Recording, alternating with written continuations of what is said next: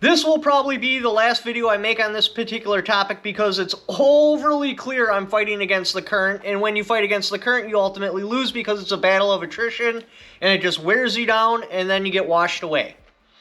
But I feel, as a creator, it's my duty to let my audience know, and that's why they come to my videos, how the chessboard is laid out, where all the pieces are, this way they can make the best possible move. This video is not for you. For my usual suspects, I see in my comment section all the time, this is not for you. This is for a different set of people. So what exactly are we talking about in this particular video? We are talking about volunteer soldiers. So what we are looking for is volunteer soldiers, because non-acknowledgement and non-compliance are two totally different issues that for some reason seem to get wrapped together. It all comes down to the rare breed trigger. There is an overwhelming amount of people that are convinced they are 100% scot-free. There's absolutely nothing to worry about. Nothing bad can possibly come from owning that particular trigger. And that's a problem, because that's non-acknowledgement. That's the ostrich with his head in the sand, not wanting to address the problem. Non-compliance is something else. When I see a comment when they're like, out of my cold dead hands, or the ATF has no authority over me, or something to that effect, I'm like, carry on. I like you. But when I see comments arguing whether or not they're illegal, and there's literally a letter right here that the ATF put out, and as of right now, because they have deference, which was awarded to them by Congress, or I should say the Supreme Court, but the Congress, the point is, they make the laws. Now, I know they can't make laws, but all they do is reinterpret a pre-existing law that's already on the books, and because they reinterpreted it, and because they have deference, it is now the law of the land, like it or not. So there's a letter that was put out by the ATF. Typically, how this works, now this is how it worked for solvent traps, the Glock auto sear, the Yankee Boogle, the auto key card, the honey badger. That's all the examples I can think of off the top of my head, but it's consistent. They always do the same thing. Typically, they hit the company with a cease and desist letter. Then a period of months later, sometimes that's 3 months, sometimes that's 6 months, they start showing up at people's houses that had ordered it. And I know you're probably like, oh, the company will never get that information out. They don't need to. They go to the post office, get where they've mailed stuff to. They call up Visa, hey, we want to know every purchase that was made for this particular item, for this particular dollar amount, who made those purchases. So then they show up at people's houses, and they, in person typically, with a letter, you need to surrender your X, Y, and Z. Now, for volunteer soldiers, because that's where this starts getting really weird, and I'll explain this, they will already have a plan in mind. It will usually consist of, I lost it in a boating accident, I sold it at Walgreens at 3 a.m., or go fuck yourself, it's time to go to war and open fire. Obviously, we haven't seen that one yet, because it's extremely rare. But the point is, they already have a plan in mind what's going to happen should the ATF show up. Now, with the binary trigger, or the forced reset trigger, the ATF may or may not show up. This may be some magic different case that's different than all the rest of them. Very possible. There's no guarantees. I'm just going off of what they've done time and time and time and time and time again. The whole point of them showing up at your house is to try to get you to deny purchasing it in the first place. Because if you deny purchasing it, when they have your address from the post office, from that company, they have a credit card statement with you purchasing that particular product, you just lied to a federal agent. That will grant them enough to get a warrant. And this has happened. This is not something I'm just making up. This is how it's happened over and over and over and over and over again. So then they get a warrant. Should they find this forced reset trigger in your house because they got a warrant from you lying to a federal agent, well, then you're in the legal process. Will you beat the case? Most likely. but that doesn't matter. Whether you beat the case criminally or not, you're still along for the ride. So what's going to happen should you be along for the ride? Well, you're entitled to a speedy trial. That's 90 days. However, anytime any sort of activity happens in the courtroom, it resets that 90 days. They typically drag this out for 2 years to wear you down. So, at like 80 days or something, they'll make some sort of motion which will reset the 90 days. And they will keep doing this over and over and over and over again until about 2 years. So you've been sitting in jail this whole time, not even in front of a judge yet. You haven't had trial yet. You're just sitting in jail for about 2 years. Sometimes it's a little faster, sometimes it's a little longer, but it appears to average out to about 2 years. That's why I keep bringing up 2 years. So now you got your time in trial.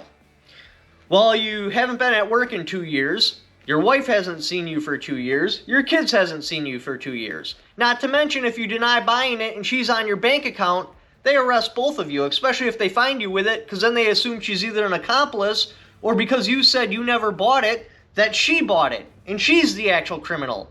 So both of you are sitting in jail with your kids in, what is that called? Not daycare. I can't think of it right now. But basic foster home, with your kids sitting in a foster home. So you've likely lost your job. Your kids' lives are turned upside down. They've probably been put in a different school district. Everything is completely dicked. A lot of times they'll seize your assets as well. This way you can't afford to defend yourself. But let's pretend that they didn't seize your assets. So now you have purchased an attorney that you've had retained for 2 years. So just the retainer fees, you're probably looking at something like 10 grand. Then you got the work he did, driving back and forth constantly, handling your affairs. Well, now you're up to something like 50 grand. So that's why I always set the minimum at 50 grand. Now you're going to have to get experts to come and testify on your behalf, like Dan O'Kelly. And they don't do that for free. That's pay to play. So you're going to have to fly them down. It's going to cost a ticket. Now, when I was working with Auto Key Card, it was like 5 grand just to retain him, and then traveling expenses, food, hotel, etc., etc., etc., etc. So you're going to have to fly him down, you're going to have to put him in a hotel. And you're probably going to want more than one expert. So just the retainers on those, let's say you want 3 experts. That's $15,000. Traveling expenses, what, another 5 grand per person? So now you're at 30 grand. Hotel, expenses, shit like that. Your whole overall cost is going to cost around $200,000. So, you're going to lose about 2 years of your life, and it's going to cost you roughly 200 grand. Between 50 and 200, because you may not decide to go with experts or something like that. You could represent yourself if you really understand what's going on.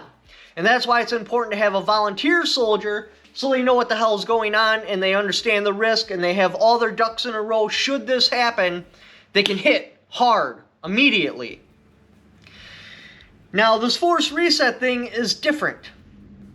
I've never seen it go down like this. Whether it was bump stock, solvent traps, auto key card, Yankee Boogle, immediately all YouTube creators are like, hey, these are machine guns, prepare yourself. This is what's likely to happen. On this particular case, I don't know why, but several, and I mean that, several creators are downplaying the severity of the situation. They're basically saying everything except for the fact that they're not illegal. Like, I haven't seen them cross the wall. A couple of small creators, but who really cares? They have like 100 subscribers. The point is, they're downplaying the situation, and I fear that that's going to have a different end result. For like bump stocks and that, like, it was immediate, everybody knew that was a machine gun. They prepared themselves. So the people that got caught with them, they already had their ducks in a row, they fought their cases, and they won. The difference with this is, there's a whole line of people that believe that there is no crime. I mean, there's not a crime. So please don't pick me apart for that. They believe that they are not illegal, and everybody that says they're illegal, they're just Chicken Little or something like that. And the difference between those two is with the bump stocks, everybody that chose to not comply, they did it consciously. They made a conscious decision, I am not going to comply with this. So when they got hit, they won their case because they already knew what they were expecting. They already were ready to fight. With this particular trigger, there's so many people that believe there's absolutely nothing wrong. They're 100% legal. They're no different than a Timmy drop-in trigger. There's no threat to them whatsoever. They're going to hold on to those triggers. One of those people are not going to be ready for the fight. The feds are going to show up and they're just going to be shitting their pants like, oh my God, that's not a machine gun. And then they're going to argue with the Fed whether it's not a machine gun, and that's how they get you arrested.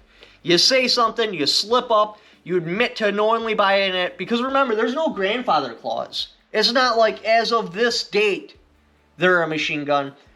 It's as of the letter is issued, all of them, regardless when you purchase them, are a machine gun. So the feds show up, they shit their pants, they get locked in jail, and they take a plea deal to get the hell out of jail because they weren't ready to fight and put their families' lives on the line, between $50,000 and $200,000 in 2 years of their life. So the feds offer them some sweet plea deal. Hey, we'll let your wife go if you admit to buying this. We'll charge you with some sort of minor felony. We'll return all your assets. We'll release your kids out of, why can't I not remember that? Foster care, and return them to your possession. Just sign right here on this piece of paper and you can walk right out. We won't even hit you with a fine. And now the feds have precedence. They've already won a case. And if they can keep doing that and get a whole bunch of wins, now it's starting to look really good on their behalf, because then when they take forced reset guy to court, they're like, dude, we already have like 10 victories.